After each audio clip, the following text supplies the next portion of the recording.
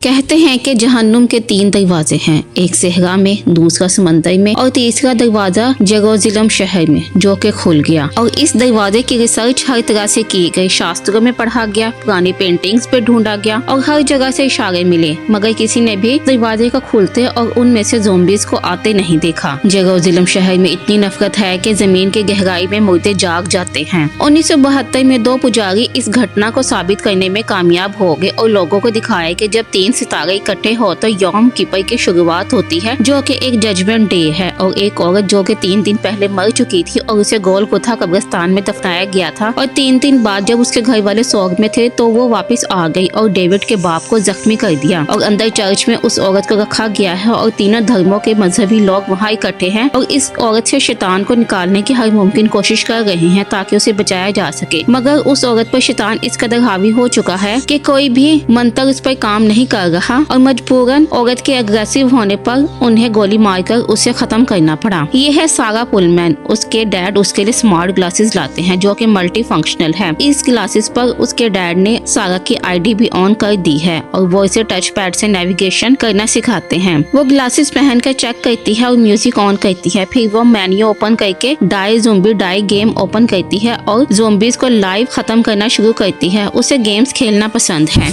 तब उसे अपनी बेस्ट फ्रेंड रिचल का मैसेज मिलता है कि क्या वो इसराइल के शहर टेल अवीव जाने के लिए तैयार है। वो वीडियो ओपन करती है टेल अवीव, जो कि एक बहुत खूबसूरत शहर है और वहाँ की जिंदगी बहुत हसीन है। सारा जाने के लिए तैयार है और वो जाने से पहले अपने भाई जोएल के कमरे में जाती है जिसकी 1 साल पहले डेथ हो गई थी। सारा उसे बहुत मिस करती है, उसे याद करके रोती है। उसके डैड उसे रिचल के पास ले जाते हैं। दोनों का प्लान टेल अवीव में पिकनिक करने का है। रिचल अपने बॉयफ्रेंड ड्रेक को बाय बोलती है और सारा के डैड उन दोनों को एयरपोर्ट छोड़ देते हैं। वो दोनों प्लेन में सवार होते हैं और उनकी मुलाकात वहाँ केविन नामी लड़के से होती है जो कि एंथ्रोपोलॉजी का स्टूडेंट है और उसे सफर करना पसंद है और अपनी रिसर्च के लिए उसे दुनिया में हर जगह जाना पड़ता है। वो सारा को ज़ोंबीज के बारे में बताता है और ये दिखाता है कि वो उनकी खोज में निकला है। वो लोग इसराइल लैंड करते हैं। स्मार्ट ग्लासेस से सारा को बहुत फायदा हो रहा है। वो टाइम चेक करती है। केविन उन्हें टेल अवीव की जगह अपने साथ जेरूसलम आने की दावत देता है। सारा रिचल को मना लेती है क्योंकि सारा को केविन पसंद है। सारा स्मार्ट ग्लास के जरिए कॉल करके अपने डैड को बताती है। वो लोग जेरूसलम जा रहे हैं और गोलगथा कब्रिस्तान के पास से गुजरते हैं। डमस्कस गेट के जरिए वो लोग पहुंच चुके हैं जहां लोगों का रश है। वो लोग रहने के लिए होटल ढूंढ रहे हैं। केविन को लोकेशन नहीं मिल रही और सारा अपने स्मार्ट ग्लासेस के जरिए नेविगेट करके रास्ता ढूंढ रही है। तभी उनकी मुलाकात डेविड नामी एक पागल इंसान से होती है जो खुद को किंग डेविड कहता है। वो लोग होटल पहुँच जाते हैं जो कि बहुत खूबसूरत है। ये होटल फौजी नामी शख्स का है। वो अपने बेटे उमर को बुलाता है। वो आता है। वो एक पार्टी लवर लड़का है और उन्हें लेमोनेड पेश करता है। वो उन्हें उनके कमरों तक ले जाता है। सारा और रिचल अपने रूम में जाते हैं। उमर उनसे टिप नहीं लेता और बदले में उनका गाइड बनने को तैयार है। वो दोनों बहुत थक चुकी हैं और सो जाती हैं। शाम के 7 बजने को है। रिचल रूम में नहीं है। सारा उसे ढूंढती है। पूरा होटल खाली है। सारा नीचे आती है। तभी उसे काले गाउन में लिपटी औरत नजर आती है। वो उसे अपने पीछे आने को कहती है। सारा को अब रिचल की फिक्र हो रही है। सारा उसके पीछे जाती है। वो उसे होटल से बाहर ले जाती है और उसे गलियों से गुजारती हुई अपने पीछे एक जगह ले जाती है। वो अजीब सा डांस करती है और ये और कोई नहीं बल्कि रिचल है जो कि सारा के साथ मजाक करती है। वो उमर की बताई गई जगह पर जाते हैं। उमर होटल की छत पर है और वहाँ से पूरे जेरूसलम शहर की डिटेल उन्हें बताता है। वो उन्हें हशीश का नशा करवाता है। वो नाचते हैं और एंजॉय करते हैं। अब उमर उन्हें क्लब ले जा रहा है। सारा पिक्चर लेती है कि एक बच्चा उसका बैग खींचकर भाग जाता है। सारा उसके पीछे भागती है। वो गिर जाती है कि एक कुत्ता उस पर भौंकने लगता है। वो भागकर होटल वापस आ जाती है। सारा और रिचल क्लब जाने के लिए तैयार हैं और रिचल सारा के साथ पिक्चर क्लिक करती हैं और इसे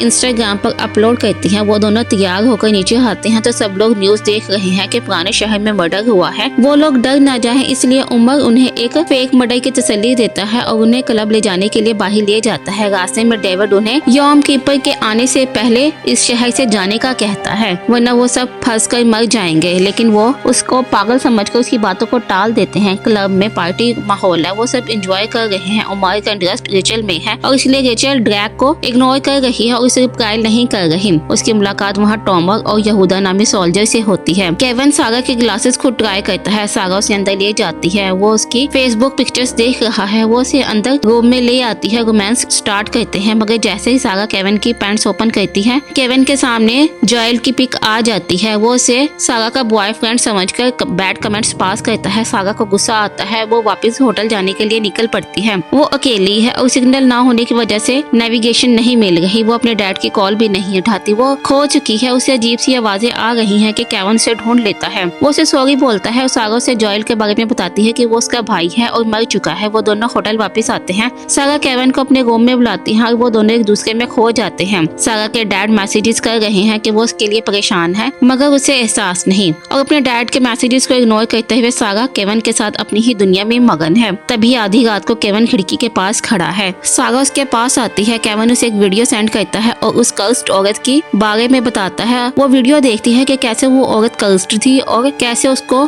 गोली मारकर कत्ल किया गया। केविन उससे बताता है कि बाइबल के मुताबिक वो नेफिलियन है और वो लोग अपनी कब्रों से बाहर निकल आते हैं। अगली सुबह सागा अपनी स्मार्ट ग्लास पर सब हिस्ट्री देखती है। रिचल उसके साथ मस्ती करती है और उसकी ग्लासेस गिर जाती है तो को थोड़ा डिफेक्ट हो जाती है। सागा परेशान होती है, वो उसे ठीक करने की कोशिश करती है और कुछ ही देर में उसकी ग्लासेस फिर से पहले जैसा वर्किंग स्टार्ट कर देती है। शहर घूमने के दौरान उसकी मुलाकात टॉमर और यहूदा से दोबारा होती है। उमर को वो दोनों पसंद नहीं। केविन एक असाइलम के सामने रुक जाता है। इन सबको जेरूसलम सिंड्रोम है कि वो लोग ज़ॉम्बीज को देखकर इस असर में आ गए हैं और उन लोगों को यहाँ रखा गया है। अब वो लोग शॉपिंग कर रहे हैं। उमर उन्हें अपनी मस्जिद दिखाता है जहाँ वो इबादत कर रहे हैं। केविन सागा के लिए यौम किपर के हवाले से सफेद लिबास खरीदता है। वो लोग अब चर्च में हैं जो कि बहुत खूबसूरत है। रिचल सागा को तस्वीरें खींचने से मना करती है। अब उमर उन्हें लेकर वेस्टर्न वॉल के पास आ जाता है जो कि यहूदियों की एक पवित्र जगह है। सब यहूदी वहाँ दुआ कर रहे हैं। रिचल सागा को भी अपनी एक बहुत गहरी विश एक कागज पर लिखने को कहती है। सागा को यकीन नहीं, मगर वो अपने मरे हुए भाई जॉयल को वापस लाना चाहती है और लिखकर दीवार में टांग देती है और ये बहुत डरावना है। अब उमर उन्हें किंग सोलोमन के गार में ले जाते हैं। अंदर जाकर वो सब हेलमेट्स पहनते हैं। सागा गुफा की हिस्ट्री देखती है, बहुत अजीब सा है। केविन सबसे अलग है। ये गुफा जितनी अजीब है उतनी ही शानदार है। केविन को एक जगह कुछ अजीब सी लगी। दीवार पर नजर आई है उसे कुछ तस्वीरें। केविन की तबीयत खराब हो रही है, उसे सांस नहीं आ रहा। वो और सागा बाहर आ जाते हैं। केविन को कुछ अच्छा नहीं लगता और वो लाइब्रेरी की तरफ निकल जाता है। सागा अब रिचल को जेरूसलम से जाने का कहती है।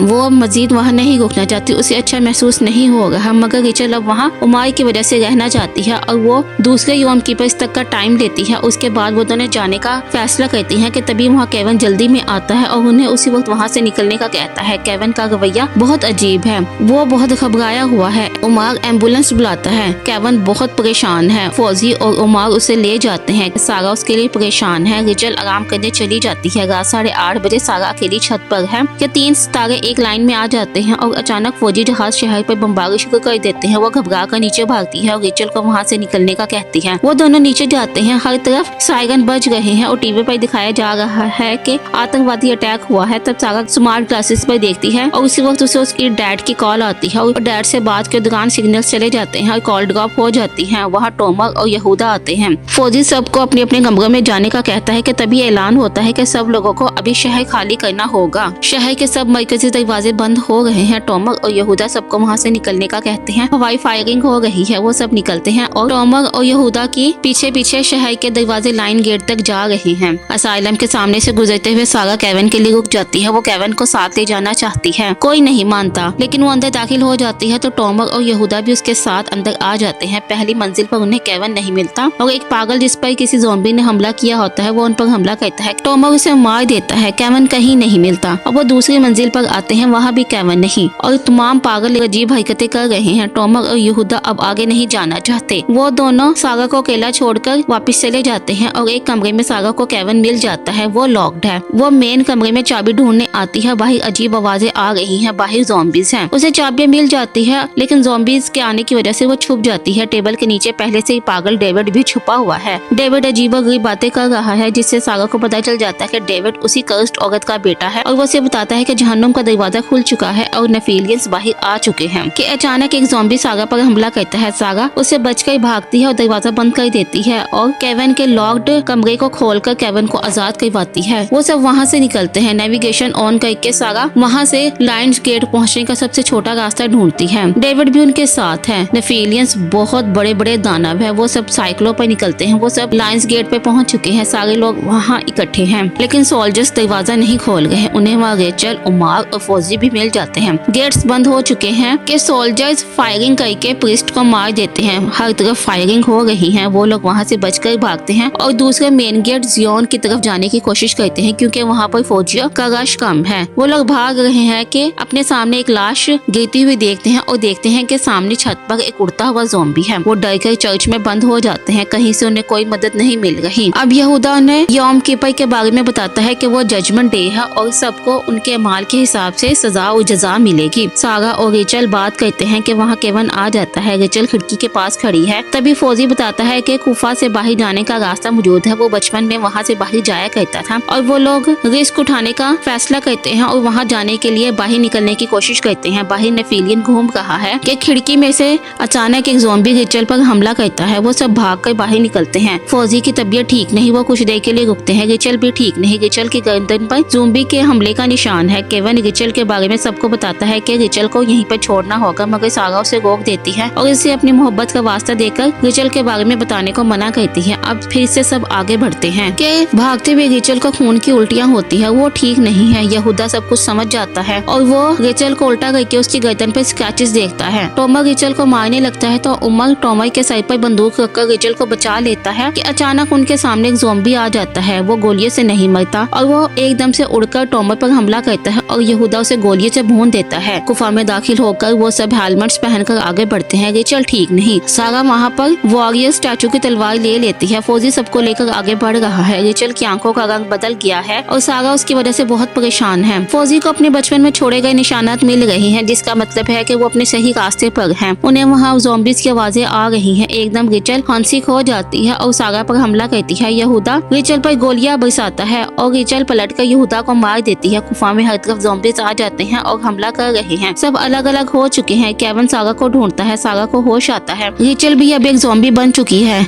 लेकिन वो सारा को बचाना चाहती है, इसलिए वो उसे वहाँ से भागने का कहती है और खुद खड़ी होती है। जैसे ही उसकी कमर से पंख निकलते हैं, वो यहूदा की गन से खुद को उड़ा लेती है। सारा भी बहुत जख्मी है। उसकी स्मार्ट ग्लासेस भी कई जगह से स्क्रैच हो चुकी है। सारा के हाथ में वॉरियर की तलवार है। वो अब खुद को वीडियो गेम का प्लेयर समझती है और आगे बढ़ती है कि अचानक गलती से उसके हाथों फौजी का कत्ल हो जाता है। ये क्या हो गया? केवन वहाँ आता है। उमर अपने बाबा को ऐसे नहीं देख सकता। वो अपने बाबा से बहुत मोहब्बत करता है, उनके बगैर नहीं रह सकता, इसलिए अपनी गन उठाकर खुद को भी कलमा पढ़कर सुसाइड कर लेता है। अब सिर्फ सारा और केवन बचे हैं। ज़ॉम्बीज़ उनके बहुत करीब आ रहे हैं। वो अपने हेलमेट्स की टॉर्च को ऑफ करते हैं। सारा अपने पास किसी की मौजूदगी का एहसास करती है। वो टॉर्च ऑन करती है तो वो एक ज़ॉम्बी है, लेकिन वो उसे कुछ नहीं कह रहा। स्मार्ट ग्लास उसका फेस डिटेक्ट करता है तो वो उसका भाई जॉयल है, जो कि मर चुका है। सारा की विश इस तरह पूरी हुई। जॉयल खड़ा होता है। वो दोनों उसके पीछे जाते हैं। जॉयल उन्हें बाहर जाने का रास्ता बता रहा है। वो आगे बढ़ते हैं। जॉयल उनके साथ है और सारा जॉयल को बताती है कि वो उससे बहुत याद करती है। अब उन्हें पानी की आवाज आ रही है, यानी वो बाहर निकलने के करीब हैं। केवन और सारा पानी में उतर जाते हैं। सामने दरवाजा है। वो दोनों बच गए हैं। सुबह के 5:40 हो चुके हैं। अब स्मार्ट ग्लासेस भी सिग्नल्स को सर्च कर रही है, लेकिन बाहर निकलने का दरवाजा लॉक्ड है। केवन ताले को तोड़ने की कोशिश कर रहा है। सारा भी ज़ॉम्बी के काटने से जख्मी है और उसकी हालत बदल रही है। केवन दरवाजा खोल देता है। वो दोनों भागकर बाहर निकल आते हैं। बाहर निकलकर सारा भी खून की उल्टियाँ करती है और वो खुद भी एक ज़ॉम्बी बनकर हवा में उड़ जाती है और जेरूसलम शहर में हर तरफ तबाही ही तबाही है।